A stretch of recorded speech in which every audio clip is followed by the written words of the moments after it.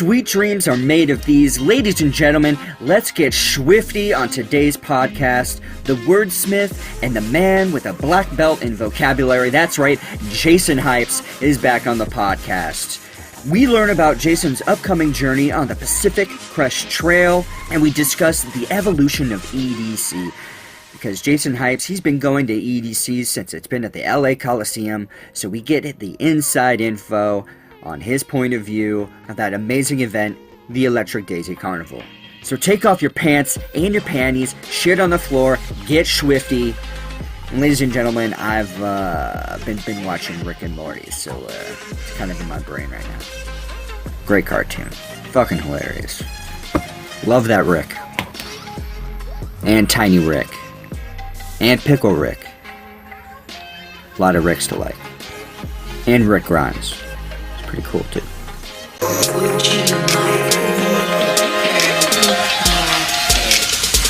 Okay.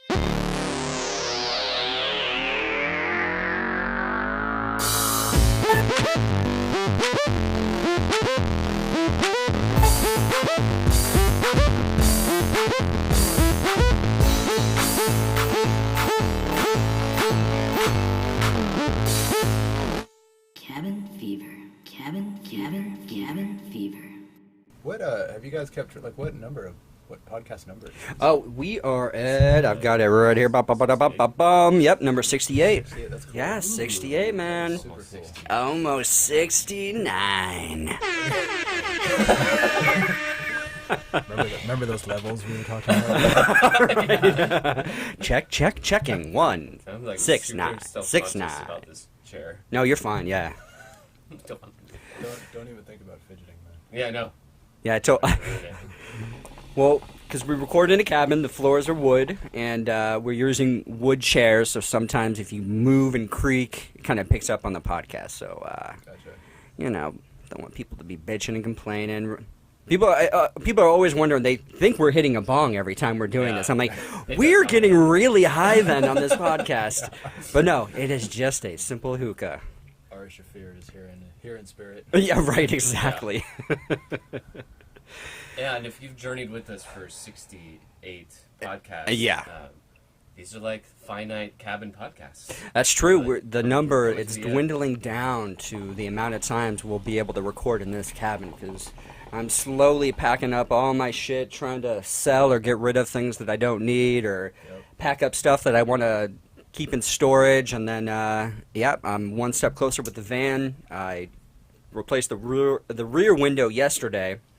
And then, so I just, last major step I need to do is put the solar panels up, get all that set up. I've got the batteries, I've got all the equipment.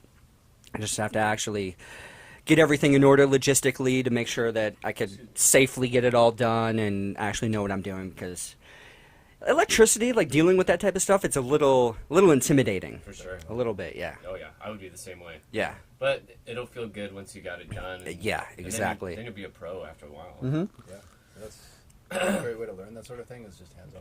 Exactly. So it's like, once I do it now, later down the road when I want to build my own little tiny house or little homestead or something, solar power would be nothing when I get to it. That's cool.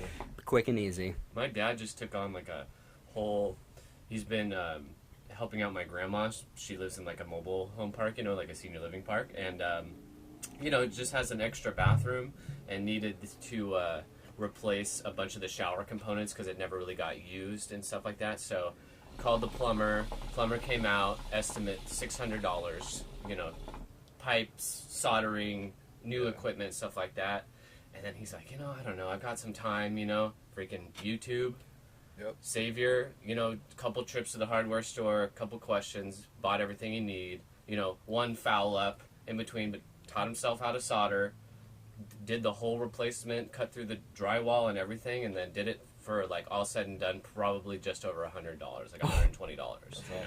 Yeah. See, that's what I like to hear. It really is, like, hearing those type of estimates, you're like, oh, fuck no. And I took my van in one time, and all the money went to labor. Like, it was insane, the amount of labor, especially for RV type stuff. Like, they just charge an insane amount of money. If you think a mechanic charges a shit ton of money to fix your vehicle, holy shit. So it's like, all right, learned my lesson that time. Now it's like every other time I'm just gonna do it myself. I'll figure it out. And like you were saying, YouTube is just such a great source because typically it'll walk you through it step by step, and you could even double check with a couple of other similar projects just to make sure, because it's still YouTube. People still do shit their own way sometimes. They're not necessarily going by the book, but it's great. I worked with a guy who he had a couple of rental properties, and he was very self-made in that same capacity, and he would just he spent like a couple years watching YouTube videos and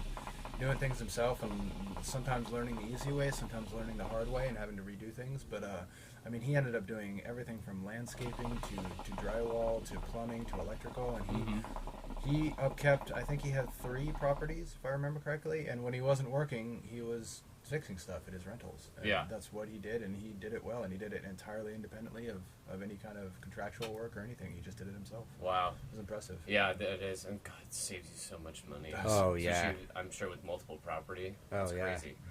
See, I wouldn't mind doing something like that, just because you're still making an income with your actual rental properties, but then you're still, learning the skills of the trade, getting all that, the hard. Yeah, absolutely. You feel good, dude. Yeah. I cannot recommend it. All right, I'm going to take this back because I always come back to this. When I learned how to grow marijuana, it was the most fun and beneficial thing I'd ever done because, first off, it's not an easy process. It's a lot of steps. It could be, close to a half a year of putting love and attention into plants, and then eventually when it comes down to a smokable product, and then your friends appreciate it and other things like that. It's so nice to be able to go through all the steps, trial and error. I mean, you're going to fail along the way, but once you get it right and you get going and you figure it all out, god damn, it feels good to get a good product out there and to be proud of what you've produced. Reap what you sow. Exactly. Yeah. Exactly. That's awesome. Yeah, dude. Yeah. Dude, talk about these Mike Hess cans, because I'm still blown away. These things are so crazy. Yeah, the spillable factor seems a little off to me. Yeah, but I mean... That's true. So kind of explain this. So Mike Hess. Yeah, but I mean, Mike Hess Brewing here in San Diego. The cans I brought today are the Grapefruit Salice IPA. So Grapefruit IPA. And I just happened to, I don't know, it just jumped out. I wanted something fruity, because it's nice and warm out and stuff. Yeah. And but still get a nice buzz. And then so the cans, there's a tab on the top, and the whole basically top of the can pops up, and there's a big hole. Yeah, so the rim of the can, which is pretty standard issue on cans, stays in place, but everything within the rim of the can pops off almost. I said it looked like an airlock earlier. It's that's a really good basically you crack it open and it's like decompressing an airlock, and then you can look down and you basically have an aluminum mug of beer. That's true. Yeah. So I guess, I mean, really, I don't know, maybe it goes flat faster, but it can't even be that much faster compared to a normal can. I don't think it'll affect that. But I like it. I mean, it's different. It's a lot different. And we were talking about, too, in San Diego, we were so inundated with breweries. It's such a huge market. I think we're at 150 or more breweries in San Diego alone. So anything to kind of diversify, they're pulling out all the stops, which all the competition leads to incredible innovation. And I'm sure. I'm sorry. I'm sure you see that more than any other brewer scene. You have to, and really, I think it as far as competition breeding innovation goes, the LA market has really exploded recently too. Is that right? It didn't used to be much of a thing up there for some reason, but yeah, the last couple times I've been up there, I've actually stopped at a couple breweries, whether it's with Brent and Katie or Christy or whoever, and there is some damn good beer. Is it hot? Oh, a little bit, yeah. It's hitting pretty good though, actually. Yeah. But there's some damn good beer, especially in southern LA, like the Riverside, Irvine area. Okay.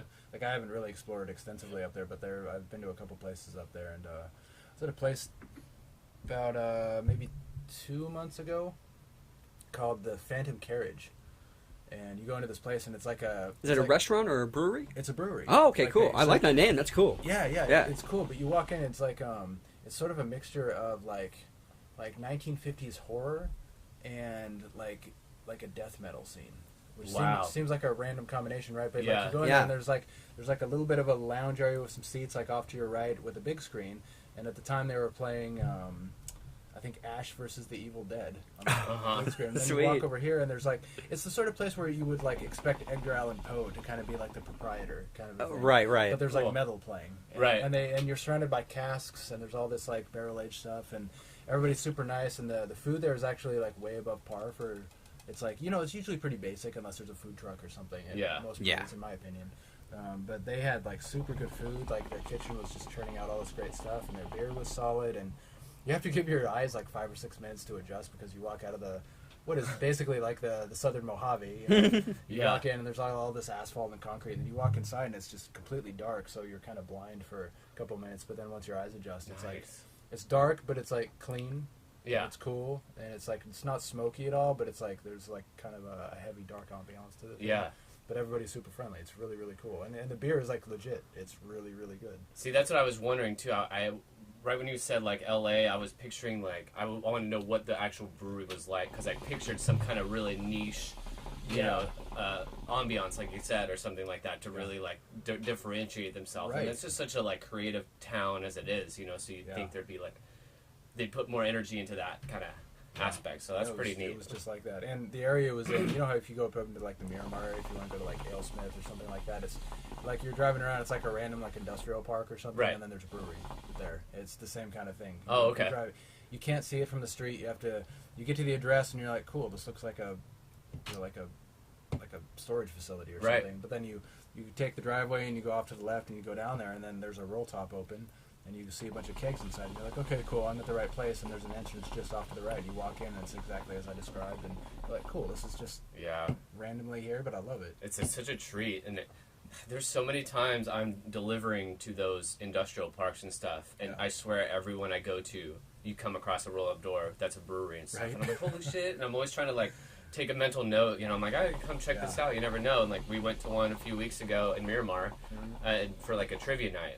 Because there was like a list of trivia nights at breweries. Well, that's cool. And we definitely need to invite Jason next it time. was really Jason fun. the Brain Hypes over here. Yeah, we need to like... We need to, because we didn't do so good. We did good. We did okay. Right, yeah. We did okay. Yeah. But it was cool because like that was the reason we found this brewery, and it was pretty, I guess, standard. Pallets on right, the wall yeah. and like very like industrial vibe to it. But the beer was like amazing. It was really fucking good. And I was like, when I got there, I was kind of expecting like, they'll have the run of the mill, the basics, the IPAs, the ales, and stuff like that. But But I mean, if really good beer. if they're done right, I mean, if they're done right, it's worth it. 'Cause you go there and you're like, geez, I could. It sucks that it's so far away, and then I have to Uber here or drive here because I'd love to sit here and really get a little Schwifty. Yeah. It was cool. They had, like you were saying, they had tacos set up outside. What was it, like $10 for all you can eat tacos or something crazy like that? Yeah, a little so taco buffet. one or two people in our group got the deal, and then we all kind of got to partake in a taco here or there, and it was pretty cool. Yeah, it was neat. Definitely have you up to round out our team too. Well, I like going to breweries at that stage because they're still kind of young in their, their evolution of beer brewing. They're adolescents. Exactly. Yeah. As soon they'll keep expanding. Then they'll get bigger. Then they'll have a tasting room up in North County somewhere, and just start slowly spreading all over the place.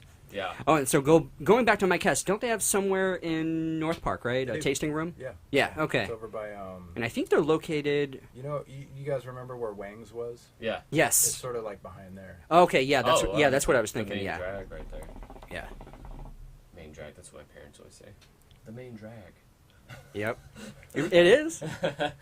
Man, I Yeah. always if I had millions of dollars, I would buy that building, that Wang's, that whole like building area, and do some like badass cool stuff there, Yeah. and just Yeah, live at multi-level the club top or something. story. Yeah, I would live in the top story, and then whatever businesses I would either have my own business or I'd rent it out to people or something like that. And Yeah. Oh, it's a prime location. yeah, and then do like So a sweet like little rooftop little area. Yeah.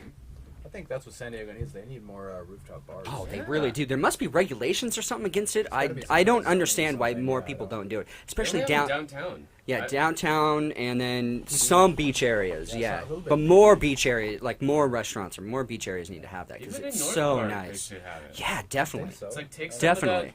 of that, off the main street and Right. put it up in the air a little bit. Yeah, wouldn't Love it be that cool shit. if Tornado's, one of my favorite bars here in San Diego, in North Park, they have a pretty decent little outside area, but if they had like that outside area plus an upstairs That eating would- area that would or kill. something like that, That oh, would it'd be kill. amazing. Yeah, On but a you summer don't night, wanna hanging leave. out. If you got a spot up there, you wouldn't Oh, want to go anywhere else. hell no. Post up there. Nope. And I've So been great. to a rooftop club downtown for someone's birthday where we had to take it was like a package where you get in like a limo bus and you go there. It was like someone's birthday or whatever. And it was neat, but it was just like so fancy. Yeah. You know what I mean? I was just Yeah. like, So it's a little urbane. Yeah, no, it's Yeah. just like I had my one like $10 cocktail and I'm just like Yeah. Nursing you it don't the also entire wanna time. let loose at all, because you're just like, Yeah. fuck anything You know, up, man. speaking of bars, you guys, the Ritual Tavern, Oh, yeah. it's no more. What? Closed. So it was independently owned and operated for like 10 or 12 years or something Oh, like that. I think shit. about a month ago, I read about it in the Reader. No. And they hadn't closed at that point, but the owners were like, yeah, we want to spend more time with our family or different enterprises or whatever, and so they decided to sell it to somebody. And the other day I drove by it, and it's closed and being renovated. And I Okay. think they're going to turn it into a sports bar or something. Oh, super lame and I shitty. don't want a sports bar there. No, it's sad. Like That's like a Yeah. weird vibe for North Park. it is to have it a is. sports bar And they there. already kind of have one. They have one or two like. Yeah, there is one. Right Yeah, that way. yeah, there is There's one, Another yeah. one. It's like first base or something like that. Right. Oh, really? Kind of a Okay. thing. Yeah, but I it's- just it's don't like see right right on- there in that corner because they have like cool like coffee shops and little area Yeah. like other It cool seems little spots in like that kind of area. A weird juxtaposition. Yeah, But, yeah. And Ritual had that really cool vibe to it. Though. It so did. It really great. did, yeah. It was kind of European. Mhm. Yes, Not that I exactly. not that I really know what No, I'm yeah, talking no, about, but I mean, totally. you got If that you, vibe. yeah, if you were to go to Europe, that would I kind of picture Okay. like a nice German or Belgian pub. Yeah, to just exactly. have this atmosphere. Exactly, Yeah. Yeah. exactly. And so Yeah. it's Just mean, fun it's- memories from when you guys moved to North Park. It was the That- first place That we was went our to. original. Yes, Yeah. yeah, because it was literally like just right around the corner. We Like, just fuck, happened upon here it. we go. Like, oh, let's get a beer. Yeah, Because none of us knew North Park at all at the time. exactly. Right. And they used to order from Costco, so a few times I'd have to go deliver there Oh, too, and it was really? always kind of cool. I was like, oh, it's the Ritual, They you have know. good food too. I really? hope they keep the kitchen kind of accoutrements and whatever It's a intact. it's a because prime spot too because it's Mhm. like before it's right kind of by Tornado's, but it's before you get into Yeah. North Park, or Kind whatever. of that- It's still kind of on the edge a That little like bit. that Yeah. like weird little antechamber area of 30th Street where. Yeah, and it's in between University and El Cajon, so those two major drags. Damn, it would have been much better if like new owners came in, kept the same vibe, same name, just new owners, new management, That's maybe what I was hoping tweaked for. it a little bit, how they would want it, but just kind of kept the same atmosphere. I wouldn't doubt it though if it's like an investment group nowadays. Yeah. With That's usually how it How goes. expensive now I'm sure that real Yeah. estate is down there. They're probably all go in together, do some market research, and be like, oh, okay, this place needs another sports bar, and now we're gonna cater to that, and Right. hopefully it Yeah. kicks off. Yeah. All the stuff that's popping up around there, it seems it has that vibe to it. Like some of it's like more upscale, more like specialized, some Yeah. stuff like that. It's definitely not that like little, neighborhood feel to it anymore. Yeah. No. Not that close to university anyway. Yeah, exactly. The farther you get away from university or that one little pocket of university, like pretty much 4 blocks to the east and west. The farther you get from that, if you go up on Adams or if you go closer to South Park, you still kind of get that feel. Yeah, And Hamilton's is still down there. And right. Even with like Matt and I were at Modern Times after Pride a couple weekends ago, and as contemporary as the Modern Times tasting room is, it's still kind of a neighborhood, kind of a small like walk over and then people walk home kind of a thing. you know? Yeah. But like right on the main drag, it's mostly shit now. I'm doing it. Inception. So it's just an up and coming area. I guess that's what happens. Oh yeah. But Oh yeah, for sure. This is hitting really good, Sean. This is good. Rocking, Yeah, man, good stuff. Rocking my Pride sunglasses today I because saw I couldn't find my normal sunglasses. These were in my car. Anytime is a good time to take pride.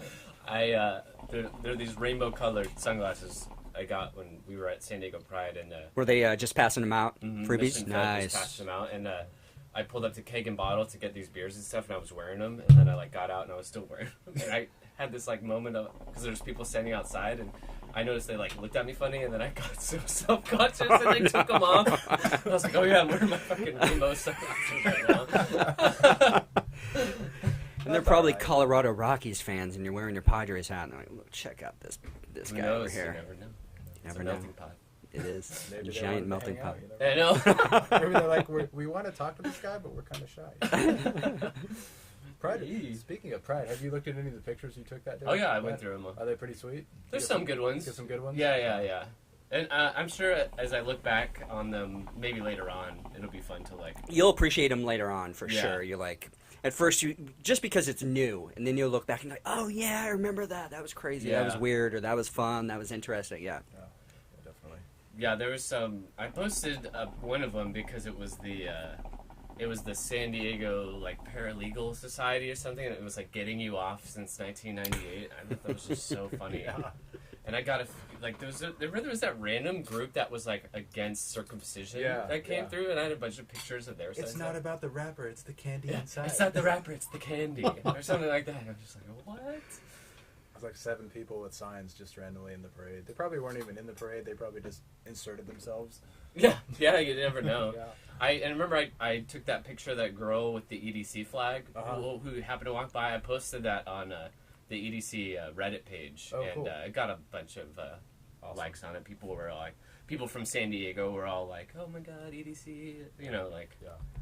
It was weird because it evolved into this discussion about like, I wish they did EDC in San Diego or like Qualcomm or something like that, or they're like, why isn't there like a big rave at Qualcomm parking lot because it's so big, you know? Right, Like, that was an interesting idea. Yeah. But I feel like it would never happen because of the surrounding area. Yeah. People wouldn't be cool with it. And it would, I mean, they'd have the same, I think they would have the same logistical issues that they would out at the Speedway, because there's really not a good way to get to Qualcomm. No. There's tons of traffic. I mean, they have the trolley, which is good. Yeah, but that's just one. It's just, they're actually, have you guys heard about the proposals going around about what to do with the Qualcomm area? No, I mean, they're talking about bringing a professional soccer team in. Soccer City. Yeah, Soccer City. Yeah. I think it's a great idea, personally. They can do so much with that area. I hate to say it, it's going to be sad the day they tear down Qualcomm, just as a staple of San Diego and of my childhood for sure. But it's old. It's so old, and it's kind of like a sore site now in the center of San Diego. Yeah.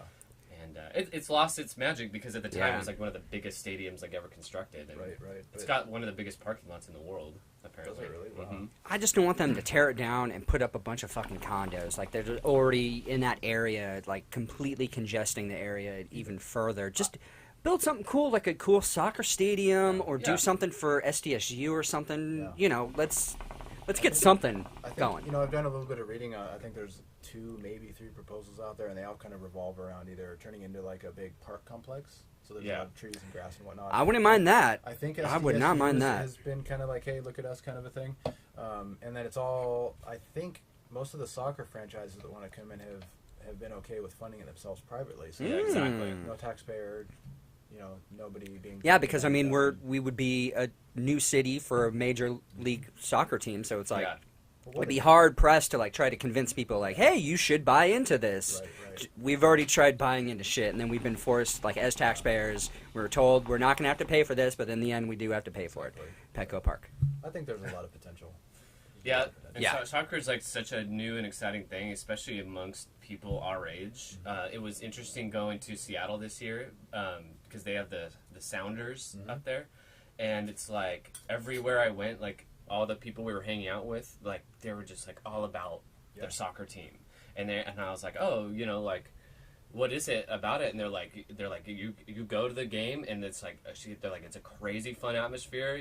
We're just not conditioned to soccer like in the States. It doesn't get the same kind of like coverage as our other sports, but they're like, once you go and you're there, it's like a super fun, exciting time. And I'm like, we're so close to Mexico. I know, that's that's just like, it makes sense for us to like get in that, and we don't have a football team anymore either. Yep. So. I mean, and especially with, I feel like LA has kind of doubled down on basketball and football, American football. So I think there's this giant window of opportunity. Like if we really wanted to invite professional soccer in and say establish yourselves here, proximity to Mexico, you know, kind of the new emergent like interest. I feel like mainstream interest in American culture, all that prime real estate right there. Yeah, absolutely. You know, and there's such a large Hispanic population and presence in San Diego. I mean, it's like a great way to kick it off. And Perfect. it's just lots of opportunity. Yeah, scale that wall. Come over. Fuck Trump. Come on in. Bring your football. Yeah. Yeah. Spoken like a true white man. Terrible.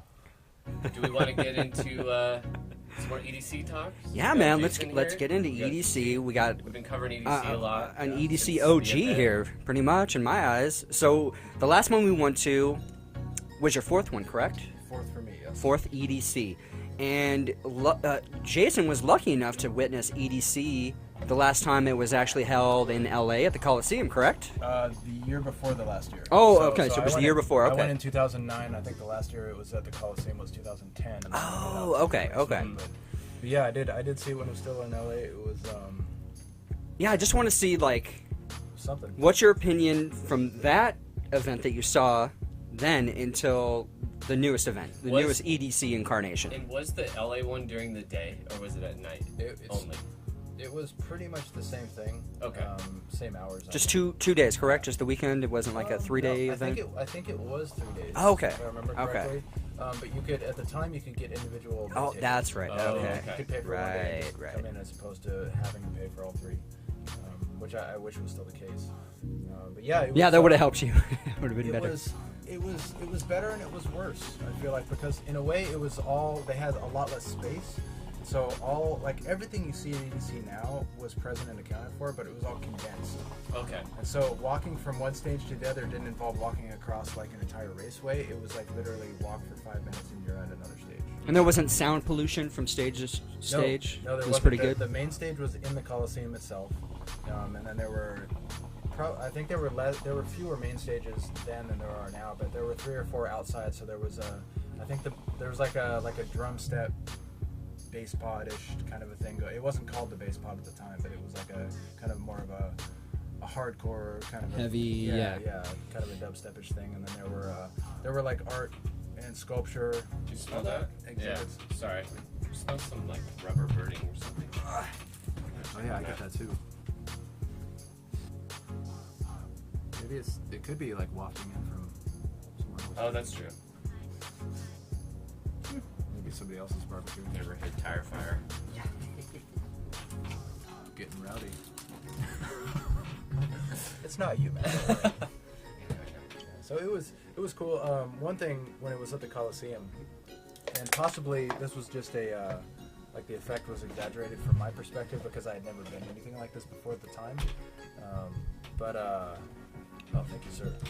But I know when I walked in the Coliseum, I really didn't know what I was getting into.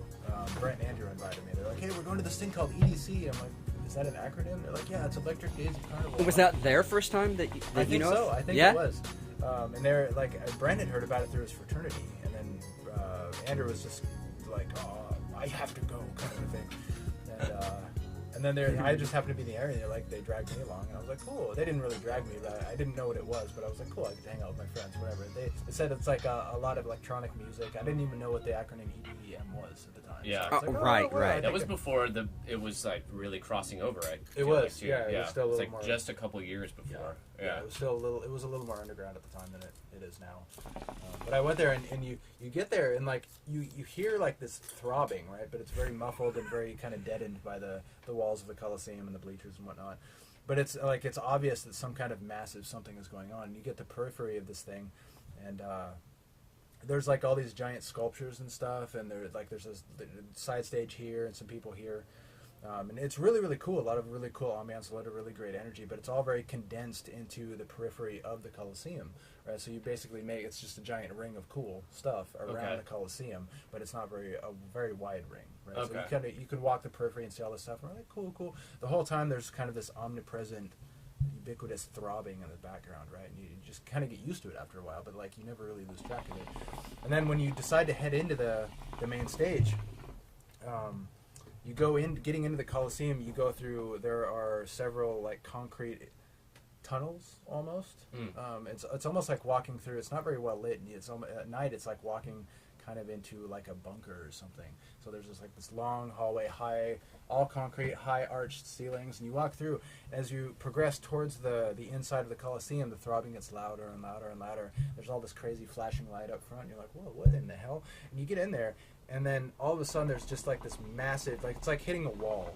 Almost like if you go to Texas in the summer, right? If you fly to Texas, you step out of the airport, which is air conditioned, you just hit this wall of humidity. Right? Yeah. It's almost like your breathing changes because there's just so much humidity in the air. Kind of the same thing. You walk in and like you're just hit with this wall of sound and music and reverberation, and everything that you would see at the main stage is called the Kinetic Field, right? Yeah. Right. Okay. Everything you would see there was inside the Coliseum, but condensed into a stadium, and so there's like upteen trillion laser lights and fog machines everywhere and all this stuff. The entire field is one big dance floor.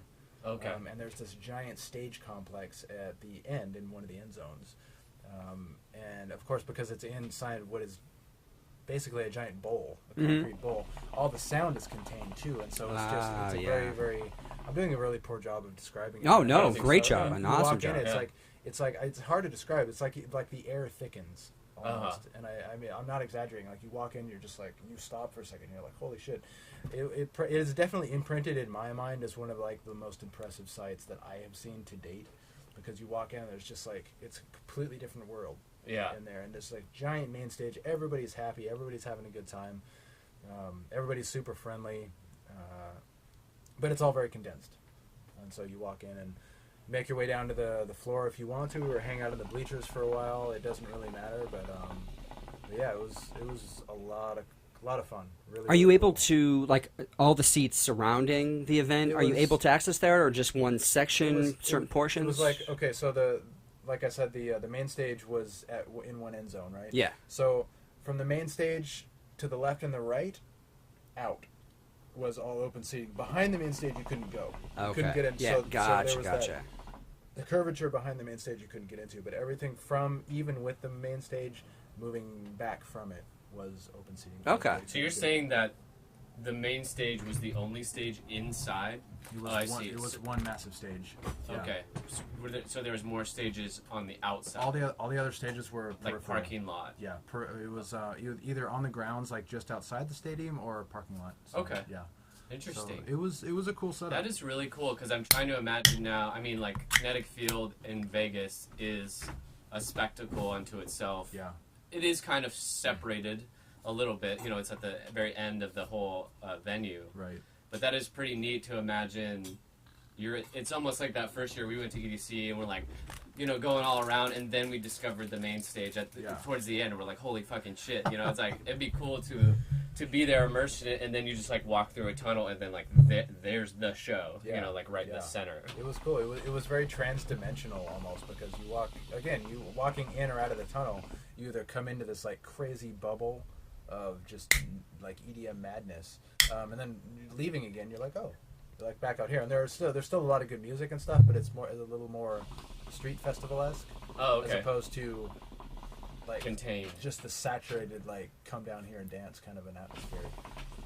And one thing EDC has now that it didn't have then is the massive stage complexes and all the artistry that goes into that sort of a thing, and the creativity, because the main stage at the Coliseum was really, really massive, and there were stacks of speakers and subwoofers everywhere, but it was a little more pedantic, in that it was just like there was one screen behind the DJ, and there was a network of girders and whatnot with lights and whatnot, but it was something like you would see it at like the average venue, just on steroids. So you didn't get the statues and the huge backdrops and like all the special effects. So would that have been your first experience with EDM, you know, electric dance music? It was for me. Yeah. Yeah. How'd you receive it? Were you like, wow, this is crazy, this is good, or this reminds me of other music? It's just kind of like been obviously adapted from rock and roll and all these other genres, and now it's just like crammed into this it was awesome thing that just makes you want to move. There were a couple of remixes of songs, kind of similar to what Tiesto was doing this last year. That night we were at the main stage. Yep. There was a little bit of that, and so you were reminded, but for me, mostly because I had almost no experience or exposure to that sort of thing at the time. It was mostly like a Brave New World, and I was like, holy shit, this is a thing. Like, obviously, I'd listened to a little bit of Moby before. And Could you describe kind of like Fatboy Slim the type of bands that you were into, like in 2008 or 9? You know, when you first went. Yeah, at the time it was more of like an alt rock Mhm. thing. So, you know, a lot of like kind of bouncing between, you know, Dredge and Soundgarden, and things like that. And my experience with EDM was, like I said, very, very limited. A little bit of Moby, a little bit of Fatboy Slim, but to me it was always like this peripheral fringe thing that, Yeah. like, yeah, some people listen to that. I do every once in a while, but it's not like my go-to genre sort of a thing. It's just Right. it's like the techno, making quotation marks in the air thing. It's like the techno crowd, you know. Yeah, that's what I used to. Me too. I was so all ignorant. the Like, time. oh, that's the just ravers. techno. That's the rave Yeah, crowd. everybody Like, you was know. techno. Yeah. Yeah. I'm assuming they're like everyone there has popped like 10 ecstasy pills, and they're just like going balls to the Right. walls, completely fried their Yeah. brain, and all they know what to do is dance. But obviously, completely ignorant at that time. And Right. when I was, you know, because I'm trying to think back, because we were roommates at that time, right? Was that still Lipscomb days? I we feel went? like, yeah, when you first went. When I first went. Yeah, when you first went. Gosh, I think we were. Yeah. Yeah, so I remember Jason telling me about this event. I'm like, oh shit, I really want to go to it, but I'm like, it was still blowing my mind at the time. I'm just like, what the fuck? Yeah. I still didn't really grasp it, even when you were describing to me, like before you went and after. And Yeah. but now it's like, oh, I get what you're saying. Yeah, I think get it. The three of us having Yeah, been to for something sure, yeah. like EDC now, it's definitely evolved. It's definitely evolved. I think it's better now than it was overall. Okay. All right, so you went to 2009, and then what was the next time you went? 13 and 14. So when we went. Yeah. Okay, and all right, perfect. So when we went to Vegas EDC, that was your first Vegas EDC also. Yes. Okay. Right. Okay. Second Cool. EDC, Cool. the Yeah. First Vegas. Okay, EDC. cool. Yeah. So that was. So okay, so then jumping from LA to Vegas, like how? I mean, were you completely blown away when you first got in there, and you just see how the scale is just expanded, or is it's just at least spread out a little bit more, I has a think little bit more room to grow, It type was of the thing? scope of it. The I scope, think. yeah. I mean, the format was obviously different, but the format only plays a part up to a point. I think. Yeah. It was the scope of the thing was just so much bigger than I remembered. Of course, you're in the middle of the Mojave and not in the middle of LA, which is Yeah, kind of the a same bit thing, of a but, you difference, know, yeah. but, it's yeah. I remember walking in and I'm like, oh, Jesus Christ, this is huge. I mean, this is like horizon to horizon. Did they practically. have I mean, this art is- cars and things like that at the LA one, They or didn't. They had a or little bit of- performers or parades or They anything did like have that? performers. Okay, cool. So they had people on stilts and like some any kind of prop that you could build around a person. they Okay. had, but they didn't have the motorized stuff, so you didn't have like, Probably just didn't have massive the floats, room. I would think. Yeah. But it was definitely they had the parade. It was just on a much smaller scale. Okay, cool. And it was more person centric, more performer centric. EDC now, obviously, I mean, you have pirate ships and like these giant things Yeah. just like roving around with like that are in and of themselves in some cases stages. Oh, you know? easily, Yeah. yeah. I mean, Yeah. plenty of them are playing Unreal. music, I mean, you know? you've Yeah, it's got crazy. these 7 or 8 stages, including Kinetic Field, and then you've got these little roving miniature mobile Yeah. stages that go around, and like artists make surprise appearances. I mean, it's just massive. The scale is really what gets it. Yeah. I mean, it's just so massive. So that's probably when I first walked into 2013 CDC, I was like, whoa, my Oh, God, right. this is really grown up. This is huge. Do you remember any of the DJs that you had seen at that first EDC? You know, unfortunately, I don't. Yeah. I wouldn't have recognized any of the names at the time, and I was having such a good time at the time, just hanging out with Brent and Andrew, and just like, oh, this is great, because the music is such a presence, it's so loud and so omnipresent and just so powerful. Yeah. That I don't really recall a whole. I could look it up. I'm sure I could probably. I mean, that's how my first EDC was. Like, I remember a select few Yes. shows that we saw. Like, I remember Major Lazer and I remember Fatboy Slim. But I'm like, I know I saw a lot more. But Yeah. I remember seeing Tiesto or someone big like that at the main stage. No, it Was Cascade? No, it wasn't Armin van Cascade. Buren. Yeah, we It- saw. no, yeah, it was Van Buren, Armin. It was but Armin. no, Sean, you and I saw Avicii. Oh, that's Yeah, yes. that's right. We saw, That's like, right. He Yeah. put on like an almost 3-hour set. At Oh, Kinetic we were there Field. for a long time. We were there the whole time. Oh, okay, yeah. Yeah. Yeah, I remember I think that. it was Okay. Yeah. Avicii, yeah. Yes. But we also Okay. saw Armin van Buren. Yeah. I think the third night. All right. Yeah. Shit, what was I gonna say? Oh, what I keep coming back to with this last EDC, because it was my third one, it was like, and I had I've had a great time every year. I had a great time last year, but like this was the first year where I think almost finally the scale and the sensory overload was I knew what to expect, and I was so much more at home this year, which made I think a lot of the individual sets and stuff a lot more memorable and a lot more.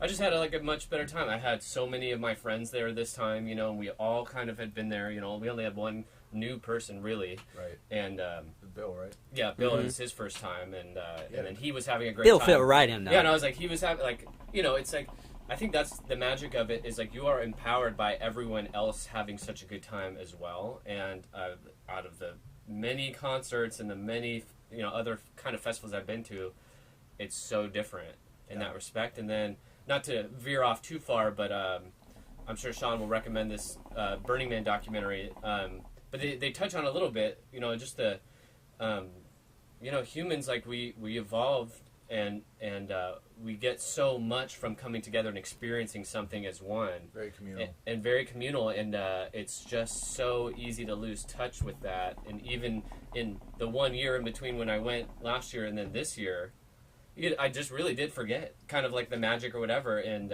then this year I came away with something I'm still feeling, you know what I mean? Like, it was so great to appreciate something like that with not only your friends, but just with every other people, and just so many positive interactions that it's just like, this is great, this still exists, you know what I mean? Like, it's like you just come away with it, like, we were even talking about it last night, because I was hanging out with Katie and Kylan and stuff, and Bill, and just connecting with people there and stuff like that. It was just something that, beyond the music and everything else, is just like, where can you go to experience so much community like that? Yeah. You know? You really, no fighting, you know? I mean, obviously, besides the traffic. But it's always the one drawback of the whole thing. And that's what I always tell people. I'm like, that's the only thing that's really shitty. And but they are going to fix that. Yeah. Pasquale, he's already announced. It's probably, I think from a week from now, when this podcast has been recorded, they're talking about how they're going to figure out how to fix this problem. I'm really interested to see. I'm fascinated to see what they're. They better not just like, we're going to do more shuttles. That's not going to work. Honestly, more shuttles is not going to work. The shuttles that they had this last year didn't work. Yeah, you you gotta. Is not the answer. They're going to try. I would like to hear their ideas, but I'll have to see. We're going to have to get like traffic enforcement, like truly like. The police need to be behind, like, controlling the flow of traffic. Honestly, that's it. Yeah. It's a solid parking team. I wish we know. You remember that guy we ran into who just was up there directing traffic? The hero. The second night. Mm-hmm. Second, morning. Up there, I saw a picture of him later on Reddit. He had somebody gave him a vest, and he actually put on a vest. Oh, that's awesome. We've talked about buying vests and doing that next year if we had to. That guy was. You the real MVP. The true champ. Honestly, True it champ. happened so quick, but I was like, afterwards, I was like, I wish I would have given that guy some money, some cold drink, some water, food, something like that. Because I was like, what he's doing is incredible right now. Yeah. It really did make a difference. Apparently, whoever you are, mystery guy, you have gratitude from like maybe 100,000 people because easily. Easily. Yeah. The effects of that were probably reverberating really well. Yeah. Yeah, we're talking about just picking up some vests like that on like eBay or something, and having them in tow just in case we need to do something like that. We're also talking, or just wearing them in the fest. Why not? Yeah, exactly. Hey, there's Sean over there. Take over for the water vendor. Yeah, exactly. He's so reflective. Yeah. Neon reflective vest here. I like your tail whip idea a lot, though. Oh, yeah. We're talking about next year. Obviously, we're gonna go and really riding it out next year, staying until sun up, not being. As the driver this year, it was always on my mind. Okay, 4 o'clock. Yeah, then we should leave. Yeah. Because it was always on my mind. Like I got to get everyone home, whatever. Right. And I say fuck all that because you only get 3 days. And at the end of the third day, I was like really just jonesing too. Like, oh, I can't believe it's over. You know. Yeah. So we're talking about really making the most of the time as far as like let's stay, let's watch the sunrise sets. Fuck the traffic. We'll bring supplies to keep in the car if the traffic's that bad when we leave, and we'll just fucking camp out. Yeah. Either way, you're heading back to crash Yeah. For hours. So Exactly. it's like, why not Such a great just idea. make the most of it and not stress about it? Because I spent too much time stressing about it. And then to get in the car and sit there for an hour and a half was just terrible. Yeah. You know, it's a terrible way to spend your time after you've invested so much just to get there. Definitely. And after you just had 7-8 hours of like pure bliss and happiness and just enjoyment to like crash into this parking lot, and then you're just stuck there. It's just, let's skip all that bullshit. And even if we have to catch the tail end of a little bit of traffic on our way out when the sun has risen, we're still going to have a much lower stress level and just enjoying the entire event in its entirety. And I cannot wait to do a sunrise set, you know, on the main stage or one of these other stages. Like, it would be my first time, and Brent I'm looking forward to it. We did that one when Okay. 2014. We did that. I think it was our second night. We did the sunrise thing where we stayed until the sun was like up, and we stayed until like 6:30 or 7 in EDC. Like we hadn't left yet, and it was like broad daylight, and there were still sets going on, and there were still lots and lots of people there, and I mean it looked like a war zone. Exactly. It looked like an absolute shit show, but everybody, like the community vibe did not diminish at all. It was just like like we've transitioned from the darkness to whatever what day is it kind of a thing. Yeah. But everybody was super cool, and I think we in like the last remnants of that night actually got chased out by security because they're like, get the fuck out. I would imagine so. At a certain point, they have to like take hold and be like, "You guys gotta go." Yeah. I always wondered like what that scene looked like. Yeah. It was just like probably a line of security. They're all like shoulder to shoulder, like arm in arm, and they're like pushing Pretty the much. It's pretty last much- dancing people out. Yeah. See, and last year, the last night is the night we stayed, past. And unfortunately, I think for me, I was like pretty exhausted, and I was like kind of spent. And so when the sun was coming up and it looked like the war zone, it was kind of sour on me because I was just like, I don't know if I want to see this side of things as I'm leaving, Right. And so that I think carried over to this year where I was kind of like not all about, maybe we will, but I don't need to stay kind of thing. And But if you prepare for it, if you prepare, and like this year, like I said, this year I was just in so much better shape that I was just like no problem staying up all night. So it was I was different. Right. Actually, somewhat ironically, I feel like I was in worse shape than I was in years past this last year. I had some trouble And myself. by Jason saying that, he's probably in the best shape out of the I know, I was entire gonna say, group I'm of like, people what that we is were that? with. Well, not But for Jason, not so much, but like I've noticed over the last couple of years, and this is just me speaking from a personal standpoint, like massive volumes of traffic and crowds and stuff, they affect me a little differently now than they used to. I don't know why, but it gets a little more on my nerves now than it used to. yeah. No, So I had a little bit of difficulty with that this last year. Just for some reason, like 2013, 14, like I was like, whatever, confetti, fuck it, I don't care. This year I was like, God damn it. All we have to do is drive through a gate. It's not that hard. Yeah. But that was all of us though too. Yeah, I don't know. Yeah. It was a little different. I love the music, but I was like a little put off by the failures of logistics this year. Oh, for sure. I think that comes with obviously the experience of coming a lot and being older and posing just realistic questions of like Probably, being an adult and being like, why is this an issue? You know what I mean? Yeah. And that leads to greater frustration. Oh, for sure. There was like a little bit of an edge to it this year, but like the music was great, and I mean I couldn't have asked for better company. I mean everybody there was super awesome, and we had a house with a pool. I mean, how cool is that? Fuck That had to be. That was almost. That's a I dream. would almost say that's the highlight of the entire experience from a certain perspective, because my God, you don't go back to a hotel, you go back to a private residence. Yeah. And there's a pool if you want. A refuge. Yeah, definitely a refuge, yeah. With geese. It was straight up geese in that Private ponds and whatnot. My favorite was like all of us driving back at like 6 a.m. and all the like elderly people were out for their morning walks and walking their dogs and stuff. And we're all just like covered in glitter and shit, like coming back from our Hot and rave. tired. Yeah. Jeez. And I'm like, this is great. Oh, it's amazing.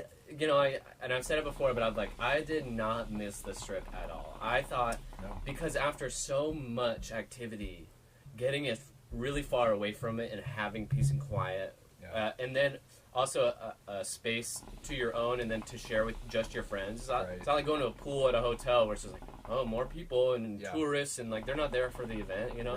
Right. You're just completely separating yourself, and I'm like, that just turned out to be the best. Such a boon. Such a Oh, boon. yeah. Such a psychological boon, you know. Oh, Oh yeah, just Oh, to yeah. reinvigorate yourself and get ready at your own pace, and then miss a lot of the traffic, really. Well, and especially in lieu of all the horror stories we heard about traffic on the strip and like the debacles with the shuttles and people getting back at like 11 a.m. and stuff like that. I mean, Fuck good that God. shit. I would Oh. rather sit in parking lot traffic than rely on those shuttles. I, especially on Reddit, Yeah. reading their horror stories and stuff. It's like, oh my God, you're at the mercy of the shuttle system that's just not working. And You pay extra for less, basically. And they had horror Oh, yeah. stories like Oh, yeah. there's no AC, No AC, no no AC, bathrooms. no bathrooms. Yeah. You're fucked, dude. You're Yeah. fucked, and you're stuck in traffic. And then you got to go along with whatever the shuttle, however the drop-off situation goes. all the time simultaneously coming down from whatever. Oh, Oh, Just whatever you're doing, Like be it that guy we alcohol saw or that whatever man it on might the- be. on the Oh, second yeah. night. That guy- so we saw. He's like 7 a.m. This seems like a good time to pop this. Okay, here we I've go. got 13 pills left. Yeah. Breakfast of champions. You know, it was probably some like really far off thought like that. You know. Give me a bowl. Give me some milk. Give me a spoon. We went to we spent a day at Comic-Con this year, or downtown, whatever. Oh, I came cool. up with Sean, and we got a Lyft down there. Oh, awesome. So our Lyft driver picks us up, and we were he was from Florida, Okay. and he's talking about how he likes to go to festivals or whatever. And we're like, oh, cool, we just got back from EDC in Vegas, and he's like, so did I. And it was really fucking cool. And so we're like already, swapping stories. It was his first time in Vegas doing EDC and Oh, stuff right like on. that. And hold on, that's Yeah. the EDC family right there. It's like we're all kind of connected. We've all Yeah. have this great appreciation for this one event that's surrounding like some of the best EDM artists around the world, just smashing it into 3 fucking days. And yeah, sorry. And everyone makes the pilgrimage. or Everyone whatever. makes that So, yeah, shitty like, journey there. Obviously, Yeah. it was just like an immediate, like, oh, cool, I'm amongst kin. Exactly. Yes, experience. He was probably like a few years younger. Oh, than yeah, us. he's- He was yeah. probably maybe his like mid or late 20s. Yeah. But we were, just talking about the whole thing. I was asking him how it was for him and stuff, being first time, and then we were talking about the fucking traffic coming out, and we were talking about how rolling guy or whatever. He was like, Right, going crazy, yeah. and he told us that he's like, we were stuck in the traffic, and there was like some dude. I think what he said was like he was wearing just like glittery pair of like boxer shorts, and he had like a balloon tied to him, and he was just like running up and down the lines of cars, just like at like 6 a.m, just like having and I remember the guy just like, man, whatever he was on, I wish I had some of that. I was having like the best time of his life. And The and happiest man and then stuck you're in like, traffic. You didn't see it, but you're like, yep, I'm makes seeing sense. it. Yeah. That makes Like I don't doubt it. Yeah. and just part of that magic or whatever. Like Yeah. you never know really what you're gonna come across You or really don't. something You like really that. Yeah. I know in 2014, Brent, Katie, and I, Brent, when we got stuck in traffic trying to get out of the second night, we were stuck in the venue in traffic for 2.5 hours. Close to 3 hours right. just before Oh, we Lord. got to the highway. And there was this is one of my favorite stories actually. Brent, we had like 7 or 8 PBRs in a case. That were warm, that were unrefrigerated. So I was driving, and Brent was shotgun. Katie was in the back seat, and Brent was like, "Well," he's like, looks at his way. He's like, "It's about breakfast time." Hell yeah. He went through all those PBRs in like that 2.5 hours, Woo, drinking doggy. his warm PBRs, and like Good for him. Like Katie's in Yes, the back seat, sir. like, it's so hot and bright and whatever. And we actually like right next to us in this hatchback, there was this guy with a dead mouse sticker on his back window. And we'd seen this guy driving in.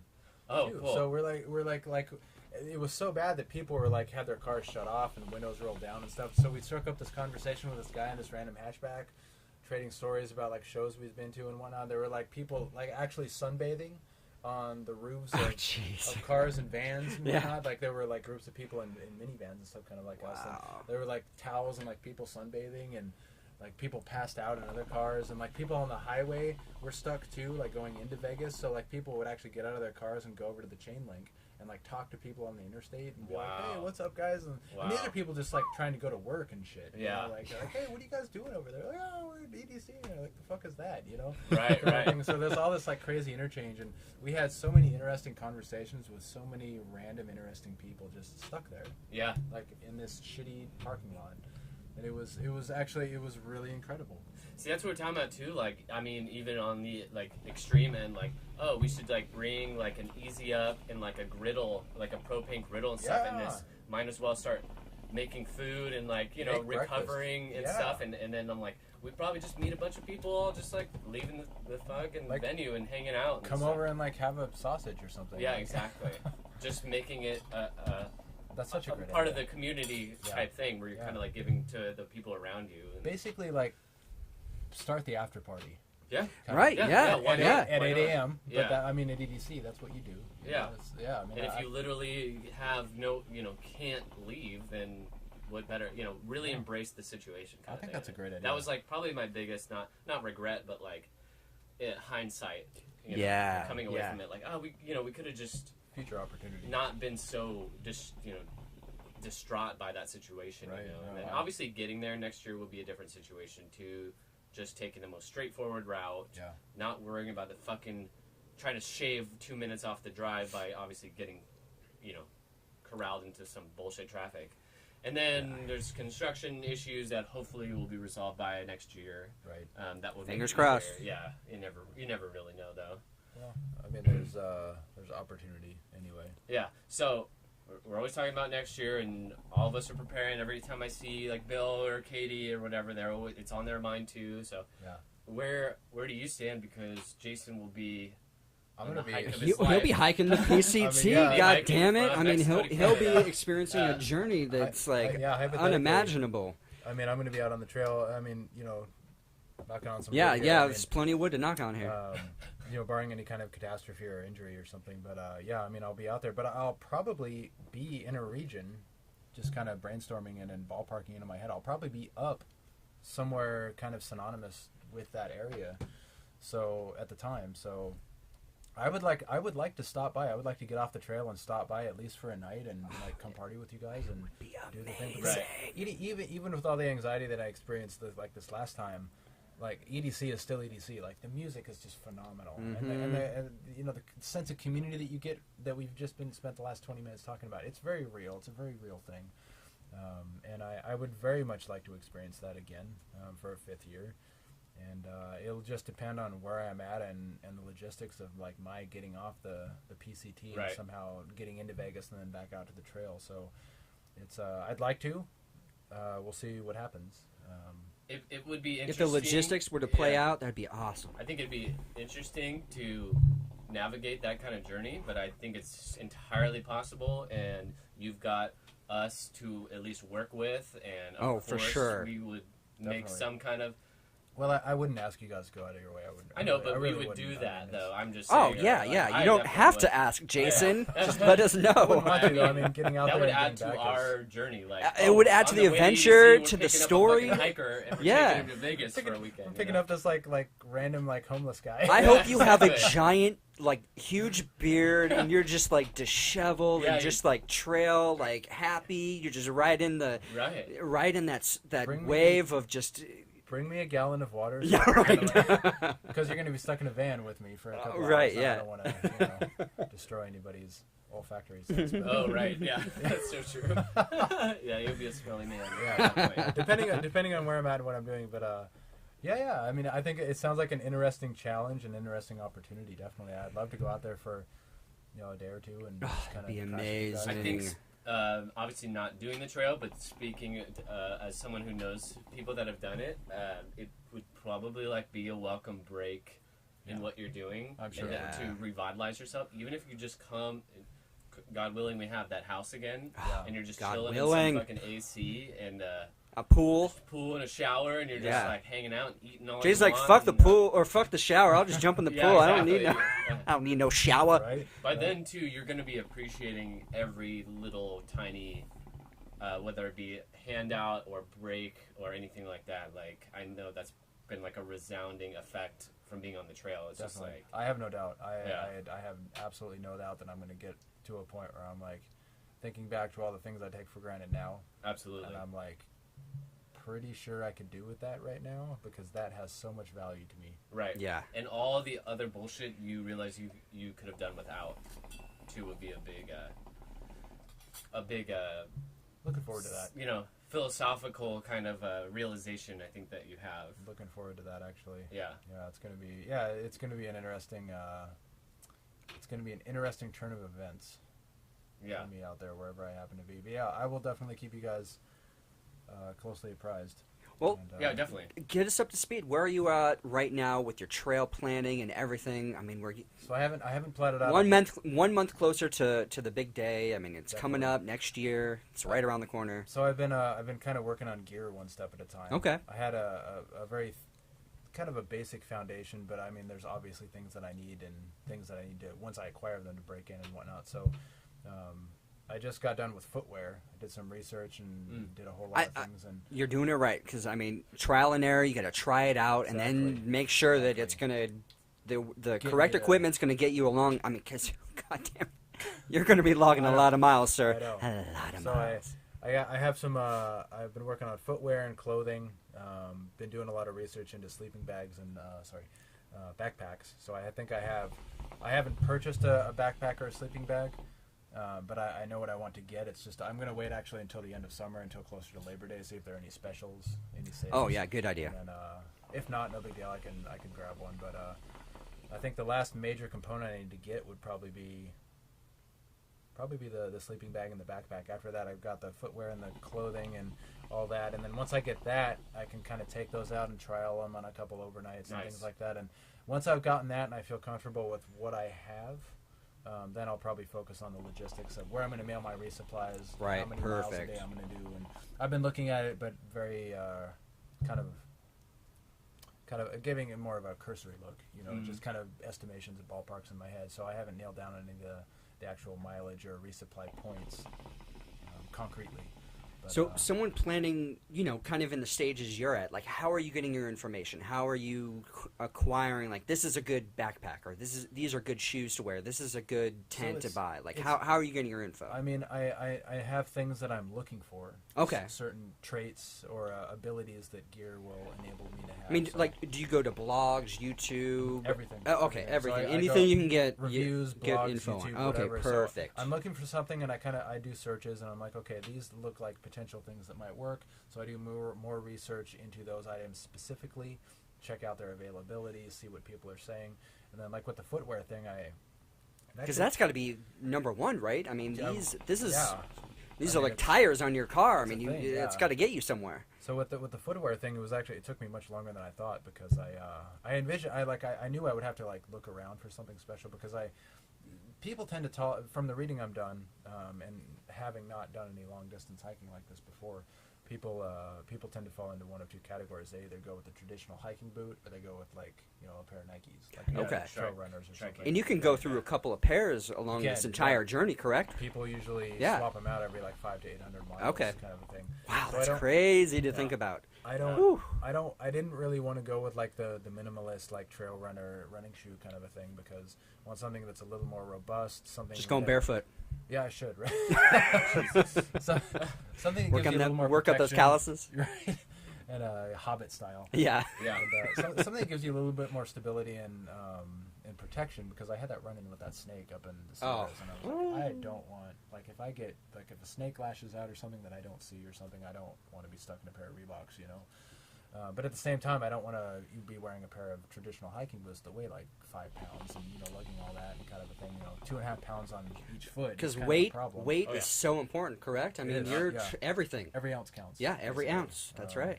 So I did a lot of research, and it came up empty for a while. But then I finally ran across a company called Belleville that works with the Department of Defense, and they make a lot of boots for specialty purposes. And so they make a kind of minimalist boot. So it takes all the they partner. It's like a military or well, you look style? at it and it's like the typical like 8-inch military boot, right? So some ankle support Yeah. and okay. Great, Perfect. but they're designed to be light with a lot of ventilation. And in fact, they partnered with Vibram, who make the 5-finger. And so Vibram makes the outsole for these boots, and then the Belleville guys, the R&D guys over there, they actually made the boot itself. And so you get the height, the regulation height, but you get a much lighter boot overall. I think it's only, if I remember correctly, I think it's only like 1.5 pounds for the pair. Wow. Okay. So Holy it's shit. much lighter. The ventilation it's designed kind of after the old school like jungle boot, again quotation marks in the air, kind of the jungle boot kind of a thing where it's not waterproofed at all. It's designed to breathe, so you don't have to worry about blisters and things quite as much. It's designed for long distance like rucking and marching, and of course Vibram knows how to make an outsole, so it's very, very tough. But it's also designed kind of more after the with a lot of the standard issue boots out there, whether it be hiking or military, you get the drop between the heel and the toes. You get like, it's like, I forget, it's like 20 to 30 millimeters, right? Right. So it's not good over the long haul because it's kind of a vaguely unnatural position for it. But the drop with these is like 8 millimeters. Okay. And so you're getting kind of the more you're getting the stability and like the classic styling, if you will, of a military boot, but it's very minimalist and it's much lighter. So I ran across these and I'm like, shit, might actually be what I'm looking for. So I got a pair actually, and I'm breaking them in on Iron Mountain and out in Black Canyon. Oh, great. Perfect. I've been out 2 or 3 times, and they're working out really, really well. They're light; you can barely feel them on your feet, but they go up, almost to mid calf, so you get the protection. The Vibram soles are very. You can feel the trail, but it's not like you feel every little bit, and the drop is there, and the ergonomics are there, and I feel like it's the best fit for me personally. So. That's amazing. Perfect. Yeah, Hell yeah. That's amazing. So I've been taking it item by item, and so I did the same thing with pants. I've always been like, to me, this is an athletic endeavor. So Oh, hell yeah. And for me, I've always done it in shorts, right? But if I'm going to be walking to Canada, I'm thinking maybe pants would be a good idea, kind of a thing. Yeah. So I did some research into pants and what kind of materials are best, what breathes the best, what wicks moisture the best, what is tough, what is not, what is desirable, and getting different standpoints. And so point of me saying all this is I've been taking it a component at a time. So I think I've got pants and footwear and socks squared away. Now it's just a matter of getting the larger components. So I think I know what I want as far as sleeping bags and a backpack. I just have to get around to actually getting it. And those will be my final large components, I think. And after that, I can focus on logistics.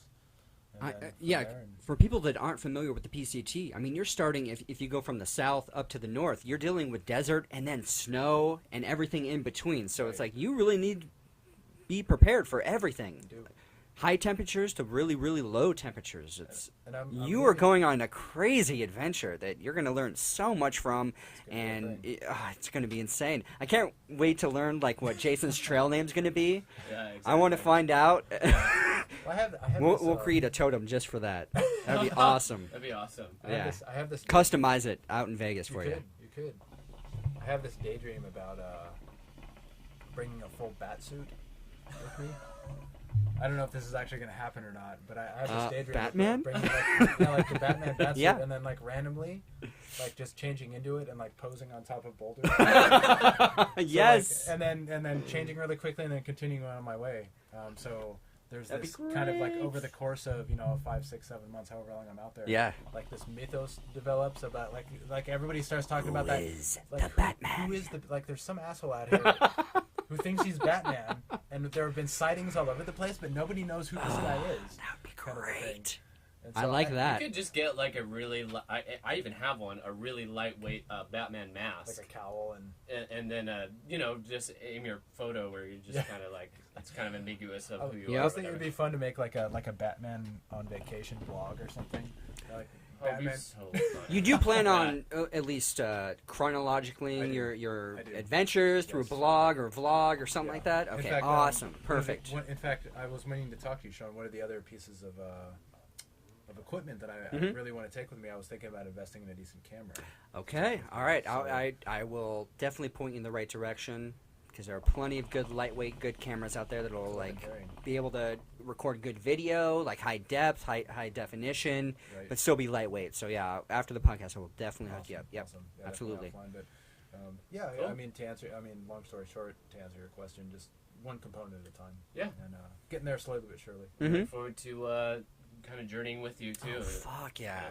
Yeah, it'd be cool if you guys could meet me at some point out there. Oh, hell yeah. Absolutely. I would love to. That was such a wonderful thing when our friends were on it before, when we went up to Yosemite and met them up there, and it was just like reuniting and seeing their progress. I mean, they were April, May, June, almost 3 months in at that point, and it's almost halfway. I mean, that's it's just spending halfway, actually. And getting to spend some time with them, and also obviously you meet so many hikers, and then Yosemite is like a big, obviously like point where a lot of the hikers would stop and spend a few days, and some of them did the JMT or finished the JMT because it's right there, and then we met, a bunch of people that were hiking with our friends and stuff too, and it was just such a treat, and to bring them stuff and the smell. Yeah, that was just part of it. You're just like engrossed in it. Just one of those things. We always, through Facebook and stuff, the pictures always pop up, and everyone's always like, "We got to do this again," because it was just so like such a random trip, but really like uniting in kind of the way like EDC is. It's such a unique culture of people that's out there. Because I mean, like you just said, I met Brent up in the Sierras that 3-day stretch, and same exact thing. You run into so many like cool random people. That are all out there for a single united purpose, but they come from every background imaginable. They're up there, their motivations are all different, but they're all doing the same thing. Right. And you just really down-to-earth, cool people. And, I did the same thing that you did. I brought a bunch of fruits from Costco, actually, and distributed them. I'm like, here, have this orange. You don't have to eat dehydrated whatever tonight. And it was cool. You meet a lot of really, really you see a lot of fascinating things. You hear and you smell a lot of fascinating things, and it's just one of those things. Yeah. And that was just one snapshot. That was just one portion of a really, really, really long trail. Oh yeah. Right on. I'm so excited to kind of follow Jason's journey, especially the lead up to the trail. I mean, we spoke about it before. I would love to help send Jason off when he's like right there at that benchmark, and we can take the equipment. We could just like literally as he's stepping away, like you said, we can just record that sound. And we're like, all right, we'll see Jason in a couple of months at EDC, hopefully, and here we go. And months after that, hopefully he makes it again. I know, right? Exactly. And even if we were to, road trip meet up to a certain point up in Washington or Oregon or something like that, that would be fucking epic. I mean, 2018, it's going to be a fun, crazy year for all of us, I think. It's going to be an adventure for sure. Brent and Katie are going to be out on the trail, too. Really? Are they doing the trail, or are they just going to do portions of it? Just kind of hike it out? That's what they're saying. They're saying they want to do the whole trail. Wow, that's awesome. I plan on leaving pretty early. I think they're going to leave in like mid-April. I'm going to leave in like late March. So okay. A couple weeks ahead of them. Okay. But you never know. You might meet up at some point. I mean, really depending don't. on speed or if you need to rest or, anything could happen. Yeah. I think they're going to be out on the trail too. So it's that would be sweet. It's going to be a strange mixture of people doing different things in 2018, I think. Yeah. They can spread the mythology of the Batman as like a week or two behind. Right. Have you guys seen the Bat guy? Have you guys heard about this guy dressed like Batman? Yeah. I think he might be it might actually be Batman. It just might be him. Because there's a blog online and everything. I don't know. Yeah, I'm looking forward to it. Dude, I can't wait. I can't wait to be, follow along the journey. It's going to be epic. It is going to be something that is going to be worth remembering, I think. Oh, absolutely. Definitely worth remembering. Absolutely. All right, so let's kick into some recommendations. Okay, so to take it back a little bit, we were both like the Serial podcast a lot. Yes. I stumbled on one in a similar vein. Okay. It's called Breakdown. They have it's put on by a newspaper in Atlanta, and they've got 4 seasons of it. It's just a half-hour long episodes, probably like 6 or 7 episodes in length. Them describing pretty similar to Serial, like different court cases that are kind of like ambiguous in nature, and taking you through it, all the characters involved, other people involved, and then the court proceedings and stuff like that. I recommend. I've listened already to the first 2 seasons. They're both really good, and the second season though is draws you in a lot more as far as it was a case a couple years ago. I'll just go into it real quick, where a father was driving his son to daycare and forgot about him in the car and left him in the car, and the kid passed away. And it's about the circumstances surrounding the negligence of the father and how it proceeds in court of law. And so it was kind of even hard to listen to because that is just such a crazy, how do you do that kind of thing? Such a Devastating, yeah. But Especially if your destination is the daycare. right, and you go to work and so, which just it's wild. So yeah, the podcast is called Breakdown. They have several seasons. It's in the vein of I'm series. definitely gonna dive into that. Yeah. That's awesome. Nice. And then there's also one called Limetown, and it's interesting because it's fiction, but it's purported. It's like it's a series of podcasts that tells the story of a mass disappearance in this town called Limetown, and there's like a high amount of production value and stuff because it's like kind of like a play you're listening to and stuff. And I'm only like a couple episodes in, so I'm really, but it's pretty intriguing and different from my normal podcast. Well, that's awesome because I mean, radio shows they used to do shit like that. You know, Exactly. I mean, they had people convinced that there was an alien invasion, but it was just a radio performance. Yeah. You know, it's World crazy of what. Worlds. Yeah, World of Worlds. Yeah, Welles yeah, Orson Welles. Yeah, That whole thing. yeah. So Oh, those that's are my, awesome. I love shit like recommendations. that. Okay, Yeah, cool. right, yeah, I'm sounds definitely so gonna great. check those out. Sweet. All right, Jason, you got anything or? Yeah, just one that comes to mind. Okay, perfect. Local brewery, of course, called the Brewery. But it's spelled Bruery. Okay. They make a peanut butter stoutish beer. Okay. And most people when they think of peanut butter stout or peanut butter beer at all, they think of Belching Beaver. Yes. But these guys have made a peanut butter beer that is so good, and I would say it's superior to the nice. Belching Beaver. Really? Because it's not it's a little lighter and not as sweet Okay. as the Belching Beaver's signature flagship peanut butter beer, I guess. Uh-huh. But it's very, very smooth. It's and it tastes exactly like you drink it. You're like peanut butter, but you don't have the heavy kind of malty sweetness behind it. I get what you're saying there. It's probably one of the best craft beers I've ever had. Damn, really? And it's a seasonal, so you can. Where are only these get guys it- located? What's the? They're How do you get there? North County, I think they're up in San Marcos. Okay. Yeah. Awesome. But it was very, very good. The brewery, I've tried a couple beers from them before in addition to this, and everything I've tried has been very, very good. But the seasonal peanut butter beer they make is just ridiculously good, and it's good because it's so accurate. I mean, Cool. it's ridiculously well crafted. So I would say check it out if you haven't. Oh yeah. Well, it's definitely added it to my list. That's for sure. Thanks for bringing it to the podcast. Hell yeah. Anything else?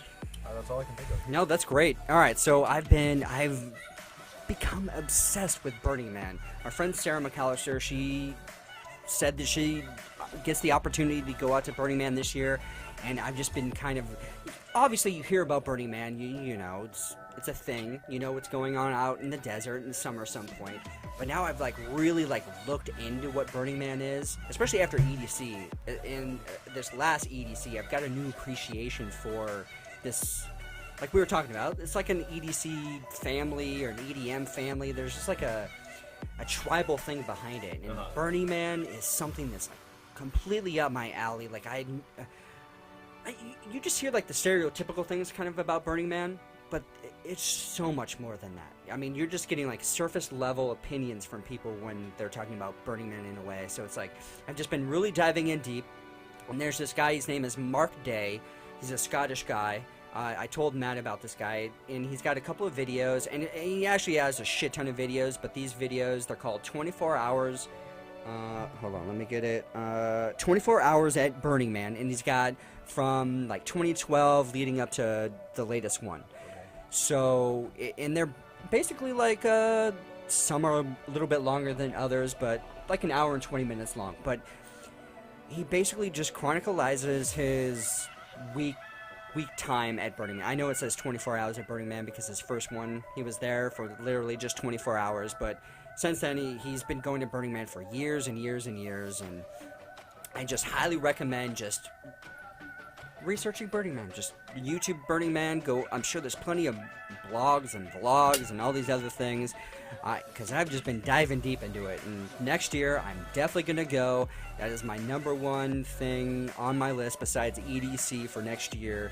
For putting away in my little savings jar to have fun, you know, like fun events to look forward to. And the awesome thing with Burning Man, it's a week long. I'm going to have my van. I'm going to try to invite out as many people to come with me on this amazing adventure just to experience Burning Man for the first time. So that's my recommendation.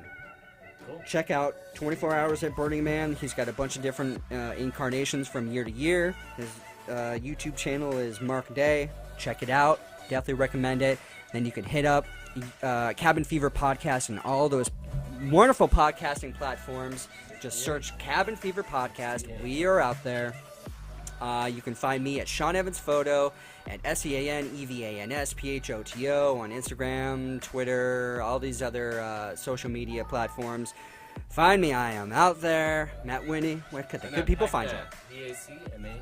Keeping it simple. Jason, is there any like websites or blogs or vlogs or anything you want to promote for yourself, or anything that's out there for the people to follow you, or maybe we'll just follow you on your journey when you kick off the PCT? Yeah, I don't really have a presence on the interwebs. Okay, not a problem. Not a problem.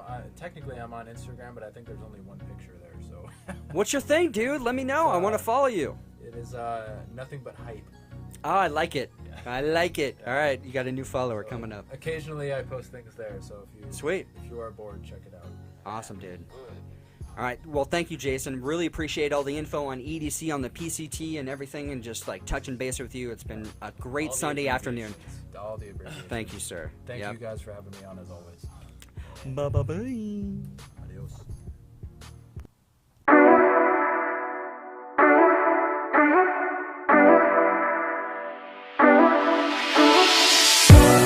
All beneath the water, never felt quite this great.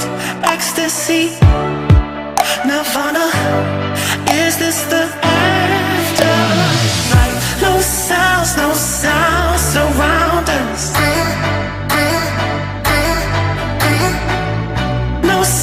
No sounds divide us.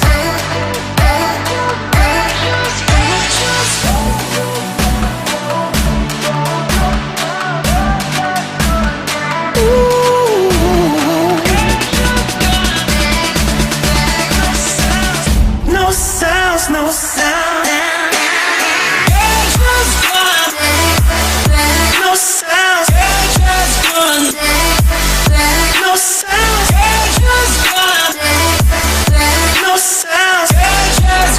No sound.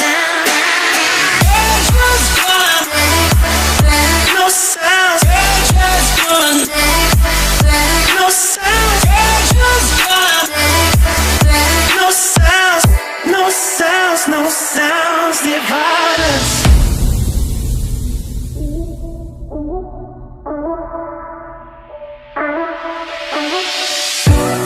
Submarine controller, don't let our secrets out. If the tide get lower, I will dive deeper. No sounds surround us.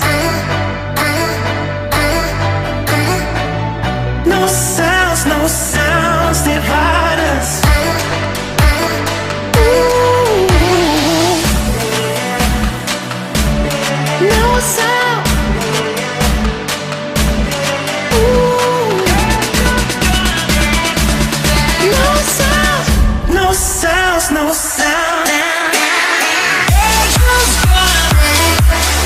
No sound.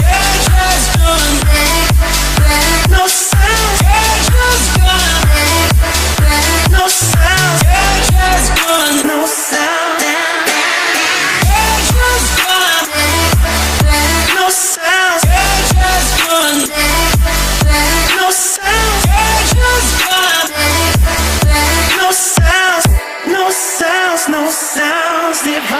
us. No sounds, no sounds surround us. The screams have faded now. No sounds, no sounds.